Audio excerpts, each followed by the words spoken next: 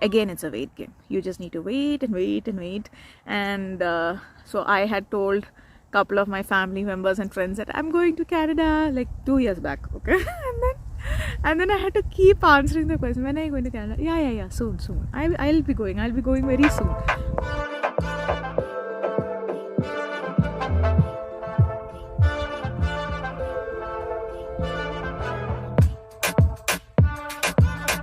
Welcome to Miles Vlogs. I know it's been a while since I made a video, but then I was quite busy with quite a few things. I will let you know what those are.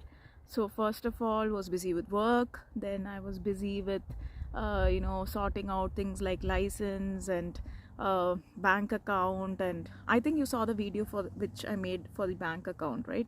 As of how to open a bank account. I was also busy with school, and it has been hectic. My classes started on the 31st of August, so from 30th we've been having orientation and have been quite busy with that. So I did find a job, and I will make a video on how I found the job, what kind of job it is, and how you can make it easy for yourself and also to find the right kind of job. But one of the main reasons why I came out today to make a video is because I got like a ton of questions regarding how I got to Canada. Okay, people were more curious about how I got to Canada at this age. Okay, it's not that I'm nearing my 60s, but yeah, I am quite old, and I'm not that of that age where I am supposed to be enrolled in college. So I will tell you about that. It's just going to be a brief video. If you have questions regarding it, you can put in the comments, and I can make subsequent videos relating to that. So what I'm going to talk about is how did I get to Canada, or how can someone get to Canada if they are 35 plus. Okay, so I had actually applied for my PR. I think we started the process early 2019, and as usual, like everybody does, we went to an agent. We got royally, I can't say scammed, they're just doing their business. So yeah, I went to an agent, paid quite a bit of amount, anyway below 1 lakh. I know a lot of people who have paid around 2.5-3 lakhs. No, I didn't make that mistake. It was through a known source, so I think they told us that they're giving us a discount, but I don't know. It was a little tight for us to even make that payment because we were not doing that great during that phase of our life, and that's one of the main reasons why we wanted to actually come out of India. So the reason why I'm thinking so much is because it's been like 2.5 years and I can't recollect most of it, but I will give you a fair idea about how it happened. So early 2019 we started the PR process, and we went to the agent. They gave us all details like what documents are required. My husband was nearing 40s during that time, and due to which he couldn't be the primary applicant, so they asked me to become the primary applicant. So we were in all high hopes that we will get the PR in the next 1 year and we're going to get out of India. Okay, because it's been some time since we've been thinking of relocating from India, and so finally we put in the express entry profile. We started preparing for IELTS, started writing for IELTS. We used to watch YouTube. So we didn't go for any classes. We actually, I can't say we were confident, but then I was shit scared to write IELTS. I don't know why, but then somehow we thought, okay, we'll scrape through. It can't be that bad. But one of the realizations that happened to me lately is that my English might be good but not good for IELTS. I don't know what the issue is. I had 8+ for reading, writing, and my listening, but then my reading, listening, and speaking I had 8+, but my writing I just couldn't get it above 6.5. I have no clue as of why. Neither do we get any feedback as of what went wrong. So Prashant needed, Prashant is my husband, so Prashant needed a lower score because he's a secondary applicant. So he cleared it the first time itself, but I got stuck there. I don't know, maybe I would have written 2 or 3 times, and every time you're making a payment, whoever is trying for IELTS, you know how expensive it is. So finally, yeah, so even in the last attempt I couldn't get it above 6.5, and I was kind of disappointed. I thought, okay, fine, a PR dream is not going to work because my score was only around 440 if I get around 7. Okay, and I was thinking, okay, fine, it's not going to work. And for a long time, for around 4-5 years, I've been thinking I want to study something. Okay, I have actually specialized in marketing. I've done my MBA, but I wanted to do maybe a course from maybe an IIM or something of that sort. I don't know, it's just a dream that I had. So then I applied in IIM Lucknow. I got through also, but finally when they discussed the fees, they told it's around 10 to 15 lakhs for a business intelligence course. Okay, I was keen on doing that, so they told it's going to be something around that figure. So then I don't know, it was like it was like that the bulb moment, right? All of a sudden I'm like, okay, fine, if at all I'm going to spend so much for a college in India, that let it be IIM or any college, okay, why don't I spend the same money on an education outside India, and maybe if it helps with my PR, why not try for it? So that's what happened one fine evening when I was sitting in Bangalore and watching TV. Okay, so then I told my husband, okay, why don't you try for some course in Canada? Then he's like, already we have spent so much money on PR. Why do you want to again spend money? And for me, this idea of going out of India was like fixed. Okay, I was brought up in Dubai, so I wanted to go to the Middle East first, but then for me, I was thinking more of the retirement perspective, as of I want to get settled down and then have a good life later on. Whenever I stop working, I've been like slogging my ass for the last 13-14 years. So whenever I stop working, I want to have a decent life. So that's the reason I thought, okay, let's get out of India and then migrate somewhere. So then I started doing my research as of what to do, how to do, and all those things. That's when my husband told me that IDP, where you actually write your IELTS, at least in Bangalore, they have an education counseling wing wherein they give you basically counseling on going abroad and studying, usually for youngsters, okay, not of my age. I'm not okay. So finally what happened is I went to IDP. They gave me quite a bit of idea about, so the agent there firstly itself told me that I'm quite overage and the chances of visa approval is less, and then I need to do that, I need to do this. I was so dejected the day I came out of there, but then she called me back and she told me, see, there are chances you might get either you need to apply in a university, which is like a 2-year course, or else there are some colleges that might accept your application. So I was not very open with her, or I was not too sincere with her as of what my agenda is. So the main thing is PR or citizenship, right? I think 50% of the students who come here come with that motive in mind. So I never told her about it, but she has been seeing this for a long time, right? So she asked me, are you actually looking for PR or citizenship? I told PR, obviously. So then she told, see, there are colleges in certain provinces that you can try applying, like Saskatchewan, Manitoba. So I was kind of fixed on Toronto, okay, and I was thinking, okay, maybe I should go there because my cousin brother used to be there. Now he's in Dubai, and maybe I should just go to Toronto or Vancouver where my cousin sister is there. But then after doing research, I found out that it's always better, especially if you're of this age, like 30 or 30 plus or 35 plus, it's always better you go to the tier 2 provinces, okay, because the chances of getting a PNP is more if you study there and work there. So that was one of the main agenda I had in mind. So then I started processing the application. I applied to 3 colleges in Toronto and 1 college in Winnipeg and 1 college in Saskatchewan.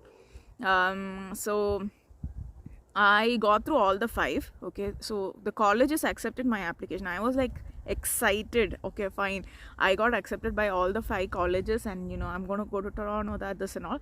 But finally, after research, and I did talk to the lady at IDP once again, she told me, see, I wouldn't suggest you go to Toronto because most of the students go there. So you might as well try on the tier 2 cities, tier 2 provinces. And somehow I've been seeing all these YouTube videos which tells that, you know, Saskatchewan is really cold and it's very less populated, and you know, you might end up in depression, all these kind of videos. Okay, so I was telling my husband, okay, what will I go there and do? And I knew for a fact that I'll have to travel first and Prashant will have to come later on. So then I opted for Winnipeg, or University of Winnipeg, or it was Saskatchewan Polytechnic. But again, University of Winnipeg, it was a 2-year course, and I didn't want to do a 2-year course because I've already completed my MBA marketing, and I didn't again want to spend so much, neither study for like 2 years. 1 year was okay with me. So then I shortlisted on Saskatchewan Polytechnic, did a thorough research on how the college is, like how is the placement, because ultimately you're coming here to like find a job and settle down, right? So you need to check all those things. So did all that, and then finally I wrote a mail to them saying that I'm accepting it, and you know, they wanted my IELTS academic, which I wrote in between all these things. I wrote my IELTS academic, and as usual the scores were good, except for writing. Okay, so but then that score is more than sufficient for academics, especially you need to check what this particular college wherever you're applying needs as a IELTS base score. So mine was much above that, so that was not a problem. So few things I wanted to tell is, I will also make a video on what are the chances that your application might get rejected, or how my application got approved. Okay, there are some tips that I want to give you, which I will do it in my next video, because this video will go you know, long, so I don't want to include that into this. So follow my channel for the next video. So finally I applied to Saskatchewan. Then this lady at IDP, her name is Rupa, she's based in Bangalore, excellent. She really helped me out with this. Even though most of the process is done by yourself, it is good to have some kind of guidance, and she was my point of reference for most of the things. And then I had couple of my cousin's friends and all who were talking to me, but they had passed out long back. Like, he did his MBA here, so they had passed out long back, and they were not kind of sure as of, you know, what is the current procedures. So finally what happened, see, I can't remember. Yeah, and then I paid up the fees. So the fees is around, if you're traveling from India, the fees is around 8 to 9 lakhs. Okay, I understand it's expensive, it is more than how much you might spend for the PR, but if your main aim in life is to come to Canada, then please go ahead and do that. So some of the things that you must do is, you know, pay up your fees in advance. If it's a 1-year course, do give your both the semester fees.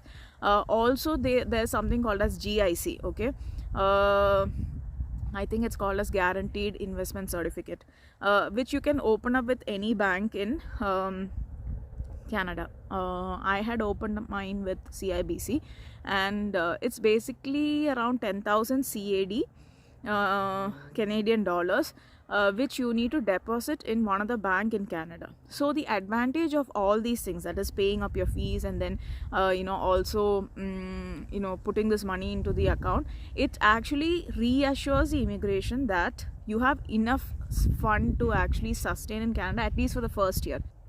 So did that, then I applied for the transcript. I studied in Bharatiya University, so it's an easy task. You can actually just go online and apply for the transcript, and they need to directly send it to the college. So all that happened, and then I had to give my medical.